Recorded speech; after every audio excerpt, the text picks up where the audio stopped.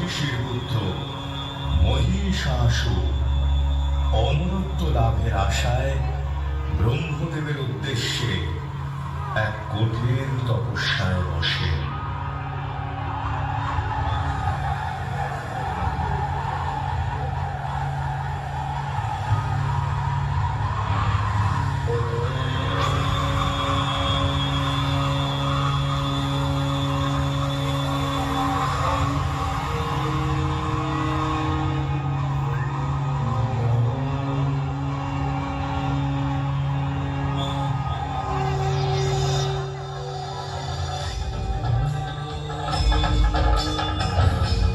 বৎস মহিষাসুর, নেত্র উন্মোচন করো, আমি তোমার তপস্যায় তুষ্ট, ইচ্ছাবর প্রকাশ করো।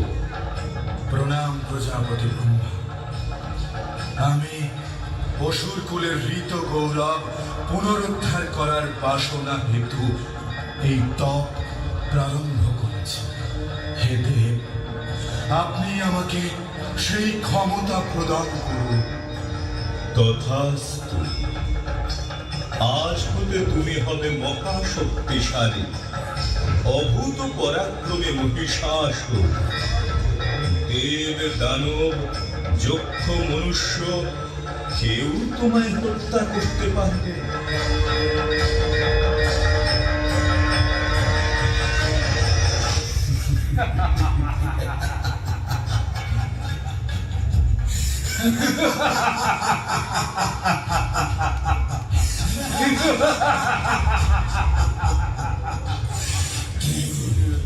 কেউ আমায় হত্যা করতে পারবে না, কেউ না। আমি অপরাজেয়, আমি অবদ্ধ। এবার সমস্ত ত্রিভুবন দেখবে মহিষাসুরের ক্ষমতা। স্বর্গ, মর্ত, পাতাল সব হবে আমার বশীভূত। মহিষাসুরই হবে ক্ষমতার শুরু, ক্ষমতার শেষ।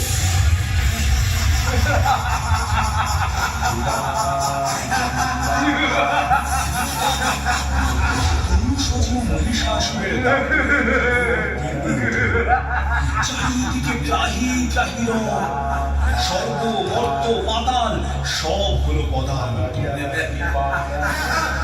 দেবতারা স্বর্গচ্যুত হয়ে ত্রিদেবের সম্মুখে উপস্থিত হয়। ত্রিদেব সহ সকল দেবতারা শরণাপন্ন হলেন দেবী মহামায়া।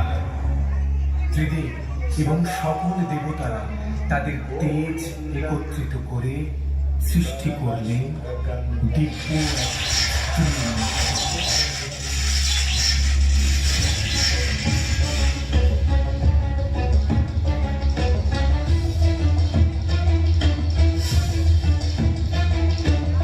মহাদেবের তেজে সৃষ্টি হল দেবীর মুখমণ্ডল, জমের তেজে কেশপাশ, বায়ুর তেজে কর্ণোত্তর, বিষ্ণুর তেজে গঠিত হল বাহু সমূহ, চন্দ্র তেজে সৃষ্টি হল তনুযুগল, ইন্দ্র তেজে শরীরের মুখ্য ভাগ, পৃথিবী তেজে তৈরি হল নিতম্ব, বরুণের তেজে তৈরি হল জঙ্ঘা ও পুরুত্তর, ব্রহ্মা তেজে সৃষ্টি হল দেবীর পদোত্তর, সূর্য তেজে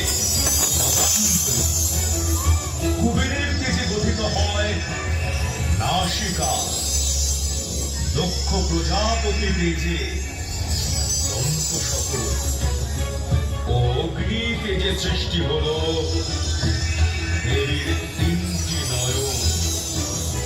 এইভাবে সকল দেবতাদের শক্তিপুঞ্জ একত্রিত হয়ে সৃষ্টি হল মহাপরাক্রমশালী দেবী দশভুজা।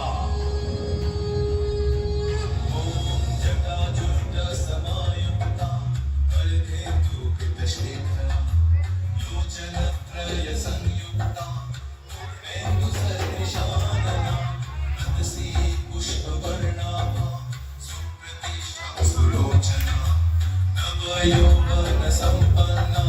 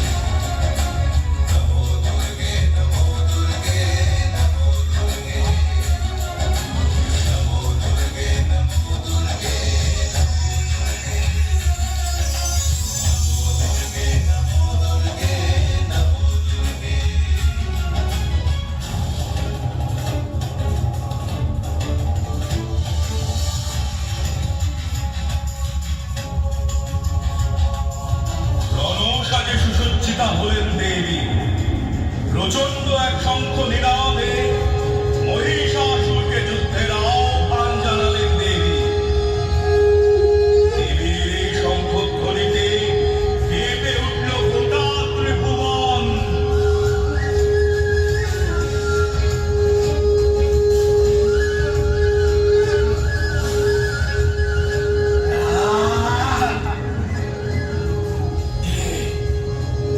কে করছে এই শঙ্খ মিনা? কার এত স্পর্ধা?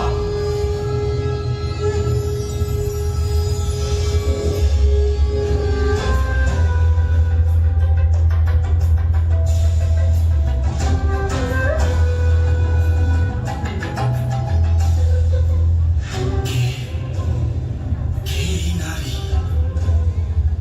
অপূর্ব সুন্দরী, এর এক নয়নে ক্ষমা আর অন্য নয়নে নিষ্ঠুর চাহনি। কে এই সিংহ বাহিনী দশভুজা? কে? মহিষাসুর, যুদ্ধের জন্য প্রস্তুত হও। তোমার জীবনের অন্তিম মুহূর্ত সমাগত। অচিরে তুমি আবার পদানত হবে। এসো, যুদ্ধ করো। যুদ্ধ? এই ত্রিভুবনে এমন কোন নারী আছে কি যার বাহু বলে আমি আমি মহিষাসুর পরাজিত হব?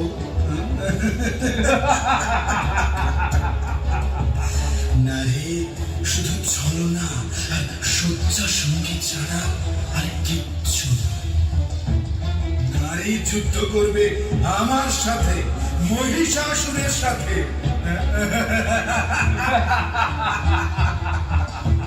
না না সুর, তুমি সুতমুখী, মহিন, সর্বাঙ্গ সুন্দরী নারী। আমি বীর শ্রেষ্ঠ মহিষাসুর, সমগ্র ত্রিভুবন যার পদানত। আমার উপযুক্ত ভার্যা কেবলমাত্র তুমি হতে পারো। এসো এসো, আমার কণ্ঠে বড়মাল্য প্রদান করো। মূর্খ অসুর, তুমি কামনা করো আমাকে। এই বিশ্ব ব্রহ্মাণ্ডের মাতা আমি। তোমার এত বড় স্পর্ধা, তুমি আমায় কামনা করো। এই কামনায় তোমার মৃত্যুর কারণ হবে। সময় উপস্থিত, যুদ্ধে অবতীর্ণ হও।